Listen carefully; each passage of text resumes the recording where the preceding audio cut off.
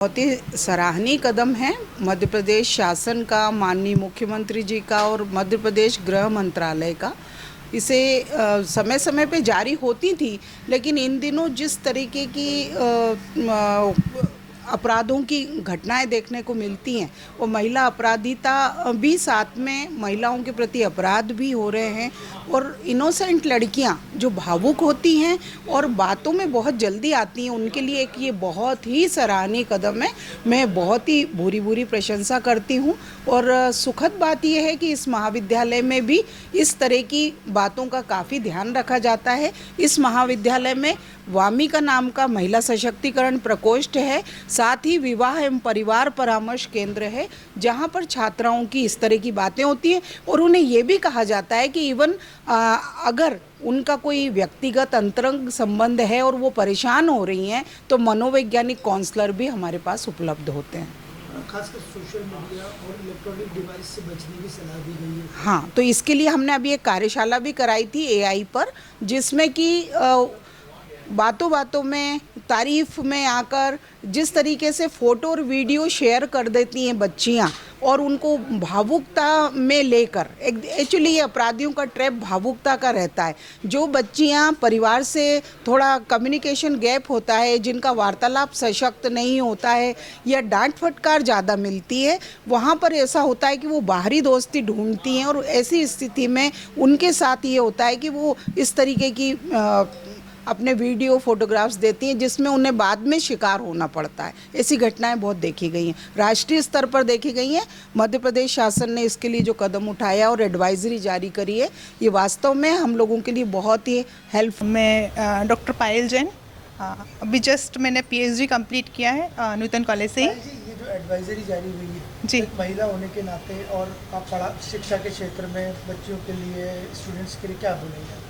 मैं यही चाहूँगी कि वो सतर्क रहें। काफ़ी सारे लोग हैं जो गर्ल्स स्पेशली उनके लिए बहुत सारे प्रलोभन देते हैं, और जो लड़कियां हैं मोस्टली जो इस यंग एज में, न्यू एज में हैं, वो क्या करती हैं कि जल्दी से प्रलोभित हो जाती हैं, और कुछ बहरूपिये जो हमारे आसपास घूम रहे हैं उनसे सतर्क रहें, है ना। और मैं चाहूँगी कि सोशल मीडिया से भी वो इतना जानकारी रखें कि कौन उनको मैसेज भेज रहा है, किससे उनको बातें करना है। यदि आपके कोई रिश्तेदार हैं, कोई आपके परिचित हैं, तभी उनकी जो फ्रेंड रिक्वेस्ट है एक्सेप्ट करें। और मेरे ख्याल से तो कोई भी यदि ऐसी लगता है उन्हें कि कोई ऐसा व्यक्ति है जो कि जिसको वो जानते नहीं है, तो वो एक्सेप्ट नहीं करें।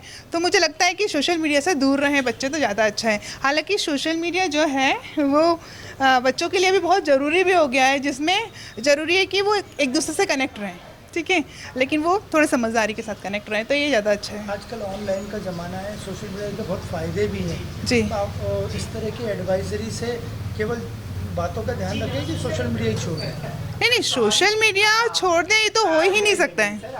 सोशल मीडिया बच्चे पूरी तरह छोड़ ही नहीं सकते हैं, लेकिन मैं कहूँगी पेरेंट्स को भी समय समय पर उनको बिल्कुल ऑब्ज़र्व करके ध्यान देना चाहिए, और उन्हें बताना चाहिए कि मतलब हमें किस तरीके से लोगों से बातचीत करनी है। यदि कुछ बच्चे ऐसे होते हैं जो कि प्रलोभन में आ जाते हैं, है ना, तो उन्हें कैसे न कैसे कहानी, किस्से या फिर इतनी सारी रील्स आ रही हैं, उनको दिखाते हुए उनको समझदारी का एक उदाहरण पेश कर सकते हैं, जिससे बच्चे मेरे ख्याल से बच सकते हैं। लेकिन मुझे तो नहीं लगता है कि बच्चे अभी बच पा रहे हैं। तो वो हमारी एक पेरेंट्स की भी बहुत जिम्मेदारी हो जाती है कि बच्चों को समझाएं। और इतना अच्छा मीडियम हमारे पास समझाने का आ गया है कि हम लोग मतलब मुंह से नहीं बोल सकते हैं। कई बार कुछ ऐसी बातें होती हैं जो पेरेंट्स नहीं बोल सकता बच्चों को, चाहे वो बॉय हो चाहे गर्ल हो, तो हम उनको रील्स के थ्रू भी उनको समझा सकते हैं, उनको भेज कर। क्या पेरेंट्स को, खासकर लड़कियों का दोस्त होना चाहिए जब ये समस्या हल हो? बिल्कुल बिल्कुल, ये तो बहुत नेसेसरी चीज़ हो गई है कि पेरेंट्स को दोस्त होना चाहिए और समझाना चाहिए। दोस्त बनकर ही मेरे ख्याल से समझा पाएंगे। आप डांटेंगे तो समझ लीजिए बच्चा आपके हाथ से गया। एडवाइजरी तो शासन समय समय पर जारी करता है, और अभी जारी किए लेटेस्ट बहुत अच्छा है, बार बार होना भी चाहिए। हमारा दुर्भाग्य ये है कि हमारे देश में जो चीज़ें भी आती हैं, जो इलेक्ट्रॉनिक्स चीज़ें आई हैं जो हमारे लिए सदुपयोग हो सकती हैं, हम उसका सदुपयोग कम करके दुरुपयोग ज़्यादा करते हैं। तो ख़ास तौर से महिलाओं को, बच्चियों को उससे दूर रहना चाहिए।